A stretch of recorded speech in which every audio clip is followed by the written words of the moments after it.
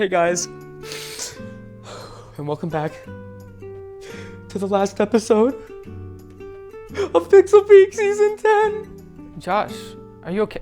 What's going on? I'm so emo, bro, it's over. It's not over. I mean, the show's gonna keep going once we're gone. Really? Yeah, they didn't cancel us. We have great ratings. Oh, well in that case, I'm great then. Oh my gosh. Well, what are we even gonna talk about in this episode? We're talking about a lot of stuff. Okay, like what? Like Ultrakill? Ultrakill? Uh-huh. The Mario movie? Okay, Minecraft Hunger Games? Minecraft Hunger Games? Yeah. Wow, that is a lot of stuff. Quite. For your host this week, I'm Josh Diamond. And I'm Abe Long. Let's just get right into it now that I'm super happy out of no reason. Pixel Peak.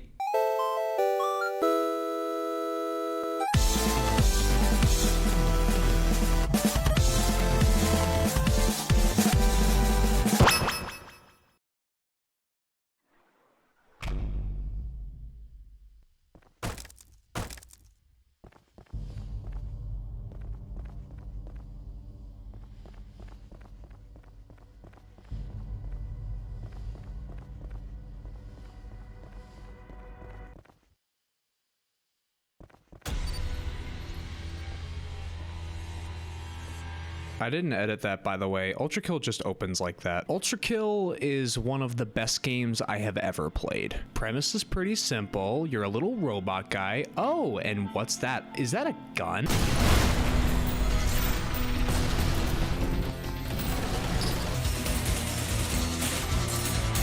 Oh man, that was crazy. Surely it can't get better than that.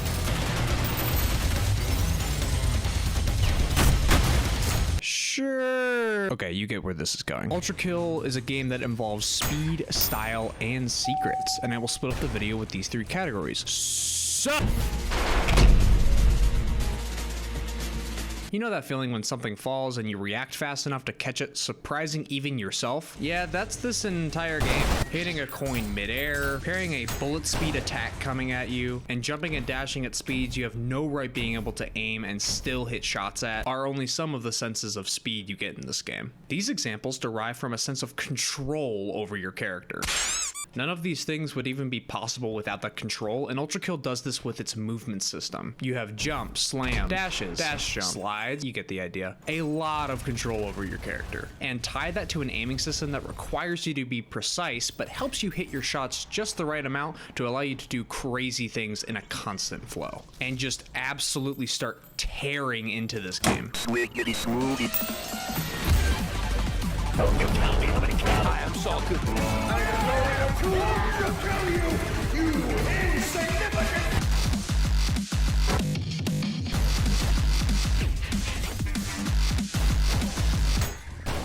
To complement the speed you're going, the game loves to tell you all the cool stuff you're doing. It keeps track of all types of moves that can be performed, like parrying a shot, shooting a weak spot, or slamming into the ground, popping an enemy up into the air, switching to your rocket launcher, shooting the enemy into the air, and then healing from the blood. Oh yeah, sidebar, V1 funny robot guy loves blood and heals when he touches blood drops from enemies. This is a great mechanic mainly because it makes the player responsible for healing rather than just hiding behind cover and getting all your health back. Anyway, back to the video. Stuff like that happens all the time in this game, and probably the most important feature of the rating system is that it has a fresh weapon bonus. This really pushes the player to switch weapons and combo them with each other often. Can you just run around and shoot everything with the shotgun the whole game? Yes, of course you can. However, you are missing out on those sweet style points that you may want to consider when trying to go for the secret levels for this game.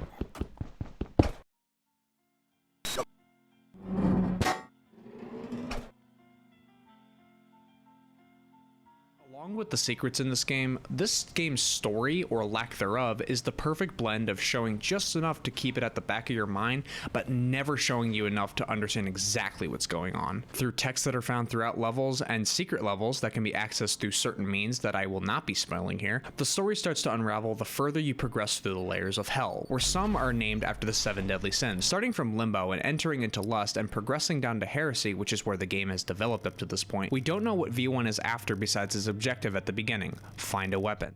Mankind is death. Blood is fuel. Hell is full.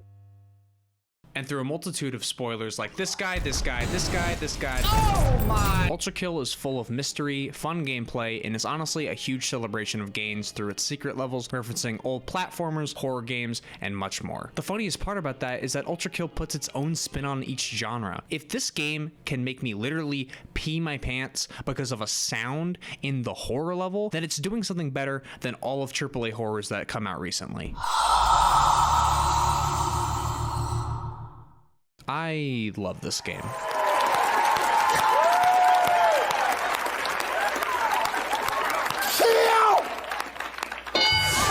And I hoped I've convinced you to play it. It's less than $30 and goes crazy cheap on sale during Steam sales. They have a demo on their page as well. Please give this game a try. I promise you will fall in love and put over 100 hours in a game you can finish in 3. My name is Jake Gallons. Back to you guys in the studio.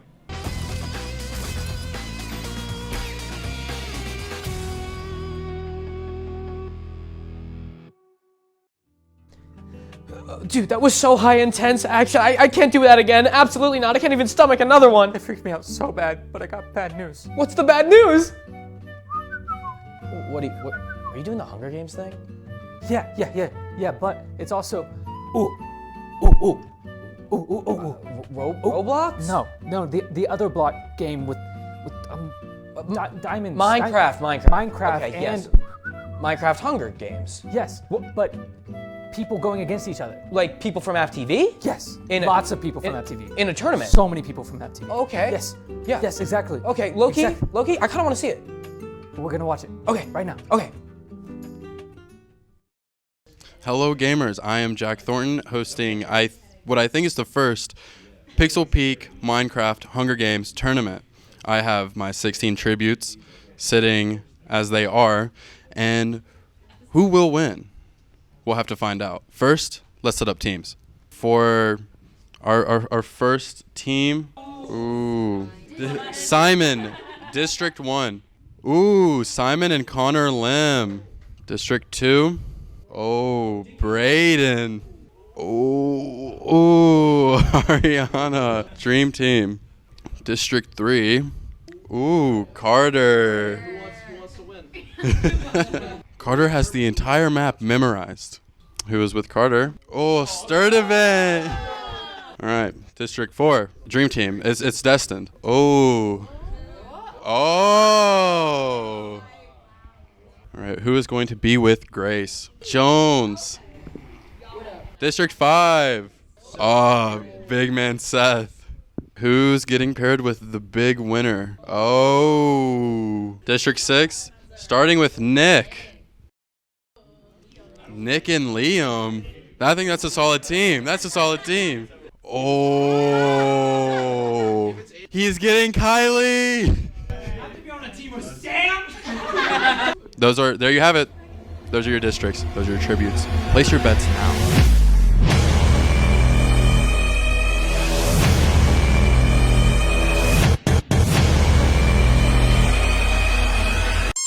Okay, District 1, how are we feeling? You know, I just think it's Jover already. We're feeling pretty confident. We've already locked down our strategy. District 1, we're number 1. We're too down on ourselves right now. We don't really have a lot of faith. The other way to say it is we are District 2 and we're going to take a dump on the competition because we're so freaking good. I don't back that message at all. We're gonna do amazing. His 12 FPS plus mine 120, they're gonna average out, and we're gonna have a great playing experience. Both of our frame rates combined together. Carter's the man, and I have exaggerated swagger, so I think the competition is going. That's all we need. Like, how are we feeling about winning? Doritos are superior. That's all I have to say. District 4 represents the fishery business industry. I feel like I have the most Hunger Games experience here, maybe one of the top 3. Can you sing me the Beijing Canadian Hunger Games song? Hunger Games, I want to win the Hunger Games. That's all I know. How are we feeling about our chances, Team 6? Not good. My computer is having a lot of issues right now. Literally can't even install the latest software updates. How are you feeling about your chances, even though you might be one man down off the bat? I'm not worried. I solo. Okay, Team 7, how are we feeling about our chances? Kylie? We're gonna win. It's actually District 7, not Team 7. Yeah, get with it. Okay, the last, but I would hope not the least, District 8. How are we feeling about our chances? These are not gamer gloves, Jack. I have a serious condition called I hate you. You know, I'm not too confident in my teammates' abilities, but I think that I will be carrying, but it's fine. The game has started. Okay, the game has started. Game has started against my knowledge, against my countdown. We're going into it.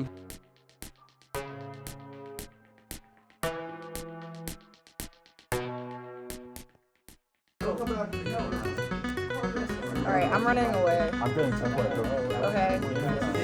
Go, go, go, go. Go, go. Run. Run.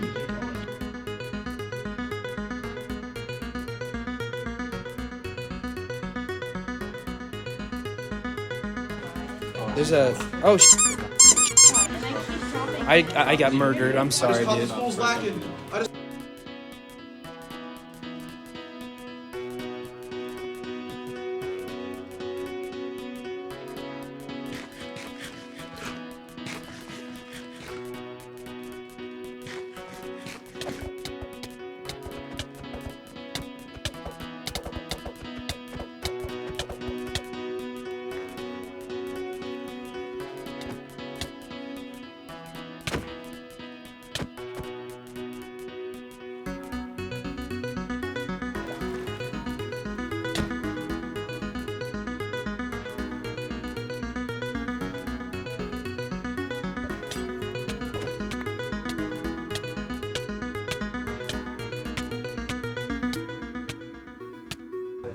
Why do I have no weapons?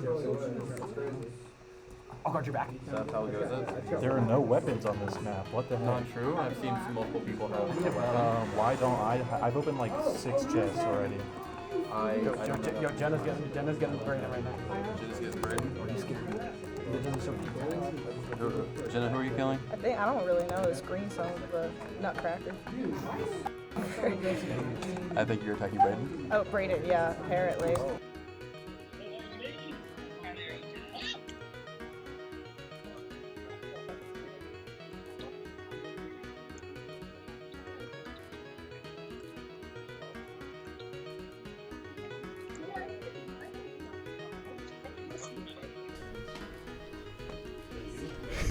This is so fun.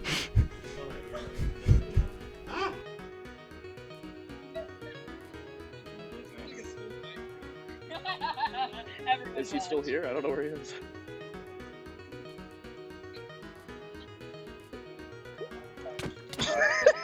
App State Wi-Fi, I think, is the winner.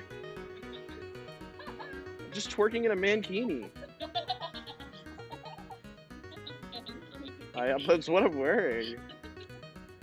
I'm wearing a banana hammock right now. There you have it, folks. The winners of this year's Pixel Peak Minecraft Hunger Games, or PPMCHG. Thank you, and good night. What a turnout, man. Carter really held it down. Yeah, but he was cheating. What do you mean? He was using Optifine. Optifine? Optifine. He had more frames than anyone. They added frames somehow to the game. The forbidden mod! Okay, maybe be a little bit less dramatic. Oh, We gotta get on with the show. No, absolutely. What's up next? I think, let me see my notes here. Suikoden II? I have no clue what that is. I only play Madden. I've never heard of this game before in my life. Okay, I guess we're gonna be talking about Suikoden II then. That sounds made up, but okay. Suikoden II is a direct sequel to the first Suikoden game, taking place a few years later narratively and improving upon every gameplay aspect of the first. Suikoden II was developed by Konami, a Steam developer best known for developing Castlevania and Metal Gear Solid. Suikoden II is a turn-based RPG that uses a 6-active party member-based battle system. Produced and directed by Yoshitaka Murayama, he set out with the goal of creating an RPG that could rival other titles such as Final Fantasy and Dragon Quest. While still being able to appeal to fans of those games, he also wanted a more approachable experience, with less emphasis on grinding and more on intertwining gameplay and storytelling. Murayama also decided to stick to a sprites-based 2D game instead of shifting over to 3D like lots of RPGs were doing at the time, leading to an art direction that has stood the test of time, as Suikoden is chock full of unique sprites and animations. A lot of you may be asking, where does the name Suikoden come from? Luckily, we have an answer. Suikoden is actually loosely based on the Chinese novel The Water Margin. It is considered one of the 4 great novels of Chinese history and revolves around 108 outlaws who form their own army and are eventually established as a militia of sorts by the government. Suikoden is the Japanese title of this novel and takes inspiration from it through the gameplay mechanic of the recruitable 108 Stars of Destiny. What is Suikoden II about, though? The game follows Ryu and Jowie, 2 members of the Youth Brigade of the Highland Army. Disaster soon strikes our 2 heroes as the deranged Prince of Highland, Luca Blight, orders the Youth Brigade to be slaughtered as a means to frame the city-states of Joustin, giving Highland an excuse to invade the city-states. The 2 boys barely manage to escape, joining up with Ryu's adopted sister Nanami, as well as a mercenary group led by characters from the first Suikoden game, as they are forced to fight against their own homeland and put a stop to the war ravaging the continent. They then travel across the city-states, recruiting anyone that will support their cause, or really, any NPC that has a unique portrait when speaking to them, as they try to thwart Luca Blight's plans to take over the continent. Suikoden 2 sort of follows a more arc-based structure compared to other RPGs. It is linear in a sense, but you are offered the opportunity to breathe and revisit old locations in between said arcs, catching up on any characters you might have missed recruiting. After you've made some progress in the game, you'll actually be the owner of a new castle, which serves as your base of operations. You can name your base whatever you want, and as your hub there are lots of things to do. There's an item storage, as space is kind of limited between characters in this game, shops since you have recruited the necessary characters, a farm to grow vegetables and take care of livestock, and even a cooking minigame to kill some time and earn some rewards. Of course, every character you recruit can be found in various spots around the castle as well, showing their relationships with each other, as well as just what they're doing when they aren't in your active party. Speaking of characters, I'm sure the mention of there being 108 recruitable characters may have sounded a bit daunting, but I can assure you it's not that bad. The truth is, there are actually 123 recruitable characters. Only 108 are classified as the Stars of Destiny though, which will affect which ending you get at the conclusion of the game.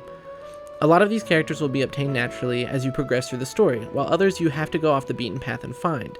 My rule of thumb is, if they have a unique portrait when you talk to them, they're probably recruitable. Not every character is a party member for battles though. Some open up shops at your base, some allow you to fast travel, run on the overworld, and even let you change your sound effects and menus. It can be addicting to expand your army and see what sort of side quests you have to do to get characters to join said army, but there is no shame in using a guide to find them all, because some are pretty obtuse for a game from the 90s. What about combat though? Well, as mentioned before, Suikoden II uses 6 party members in your active battle party, 3 members in each row. Every character that can be used in your party is assigned a letter, S for short, M for medium, and L for long. These represent their attack ranges. Short-range characters have to be in the front row in order to use physical attacks. Medium-range characters can hit from both rows but would prefer to be in the front, and long-range characters can hit from both rows but are typically on the frail side and want to be in your back row. You can also assign runes to your characters that can offer passive abilities or the use of magic in combat. These can be things like fire runes, which focus on area of effect spells, water runes, which focus on healing, or the esteemed double beat rune, which allows characters to attack twice per turn. Every town in the game has a unique rune selection in their shop, so experiment and try different types of runes on different characters, as every character does have a hidden rune affinity which makes them better matched with specific elements.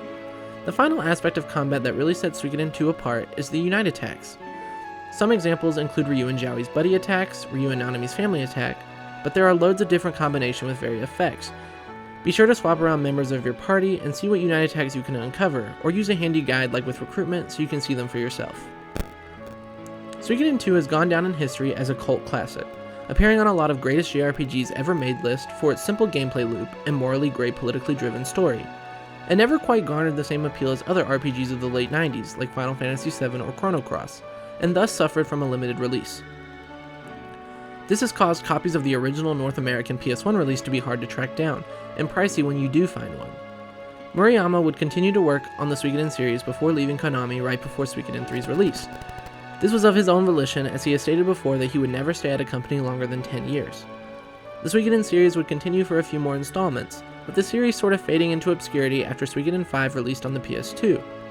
For years now, Konami has kept quiet about the franchise, until 2022's Tokyo Game Show, where Konami surprisingly announced the Suikoden 1 and 2 HD Remaster, Gate Rune, and the Unification Wars.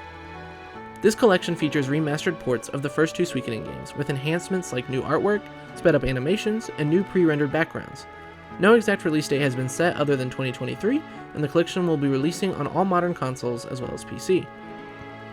Murayama has also been busy though, launching his own development studio known as Rabbit and Bear Studios after crowdfunding a spiritual successor to Suikoden known as Eiyuden Chronicles.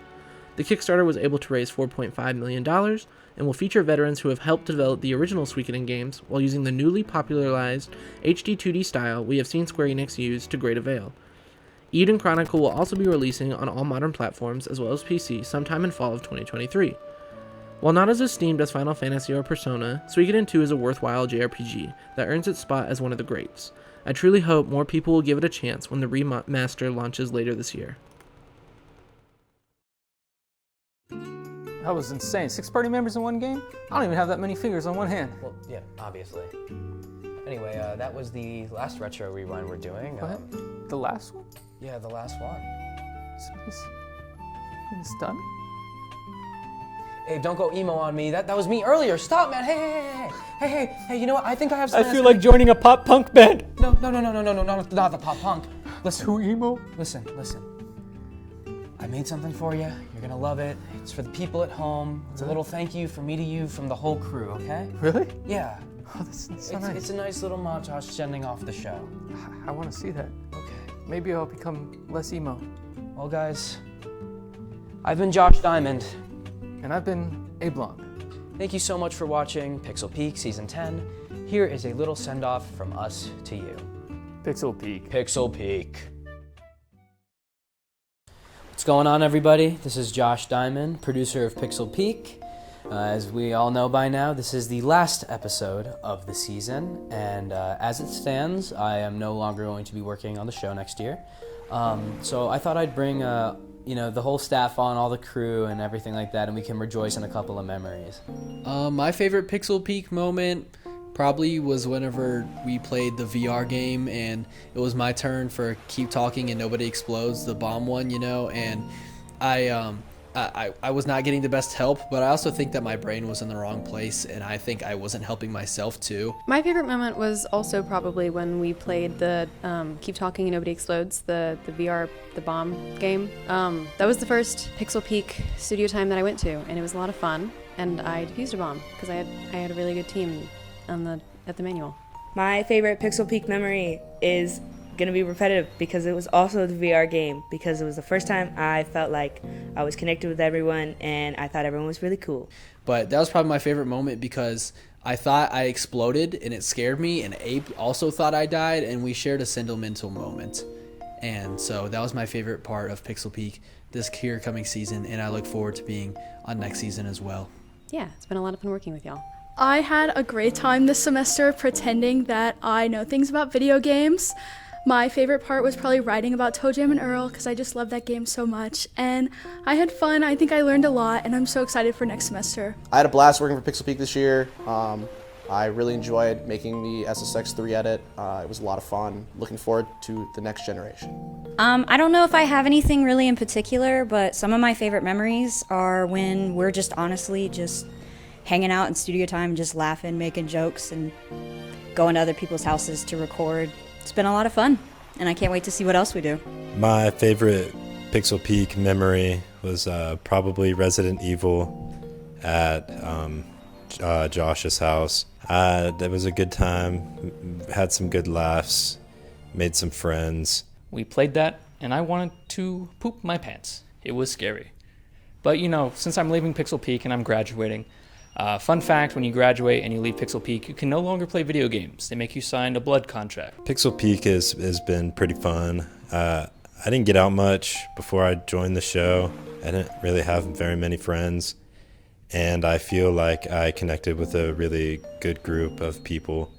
And I'm really thankful for that. I'm going to miss the time we've spent here a lot, but it's been good for my growth as a person. And I just really appreciate everybody that I've met. I'm getting into sports. Football. Basketball. My favorite moment I've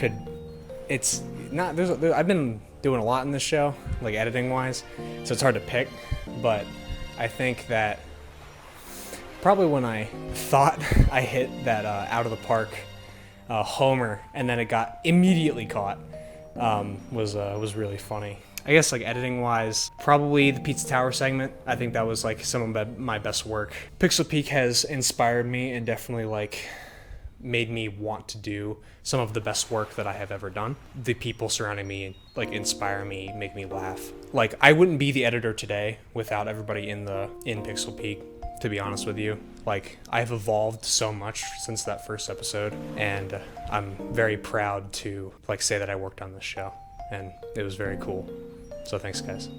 I didn't really know what to expect when Josh invited me along to join Pixel Peak. But I've had a lot of fun. It's been a great learning experience. I've met very talented people that I look up to a lot. I will miss all of them and the team that I've had. I've been chosen to have the torch passed to me, and I hope I can keep up what we've done this year, and I will do my best. Yeah, I think that's all I have to say. Thank you, and thanks for watching. No, we're just gonna awkwardly like shake hands right now.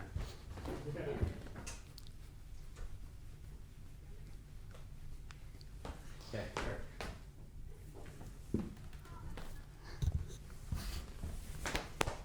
I love this guy. This guy.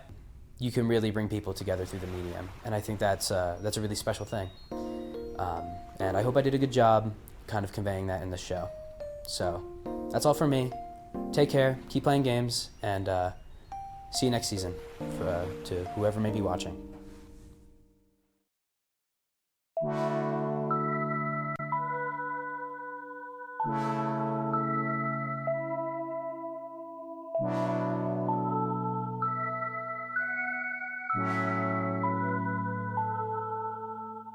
What's going on, everybody, and welcome back to the very first episode of Pixel Peak. Hi everybody, and welcome back to another episode of Pixel Peak. Hello everybody, and welcome back to another striking edition of Pixel Peak. Well, welcome back to another episode of Pixel Peak.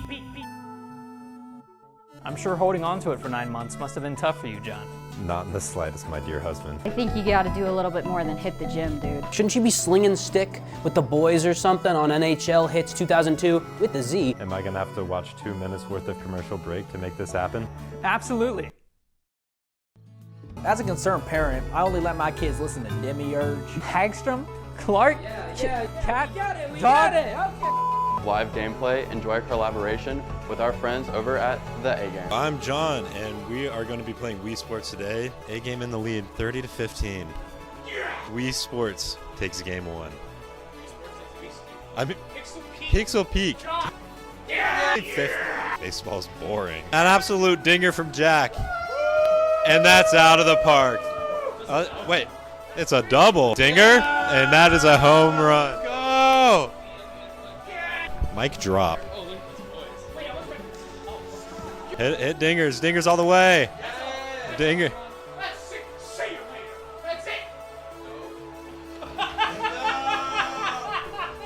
And it was, in fact, not a home run.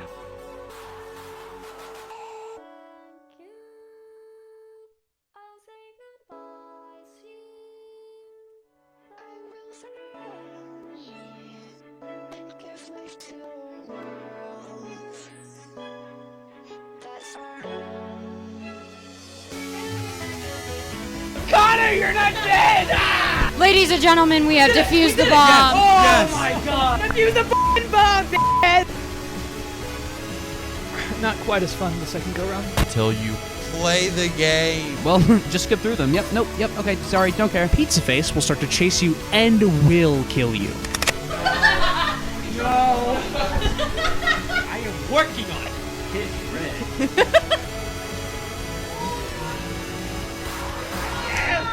I'm the GOAT, baby! I'm the GOAT! It's like a Q. It looks like a person with like a crew, not a crew neck. Like they're wearing like a crown on their shoulders. Told you that's an Omega. Thank you, whoever's doing the trash while we're recording. It's awesome. Oh, I was gonna ask if it would be annoying. Pixel Peak is indeed better at video games than the sports show. That's all the time I have for today. See you next time for more gamerly antics here on Pixel Peak. Thank you so much for watching this edition of Pixel Peak. Thank you so much for watching this episode of Pixel Peak.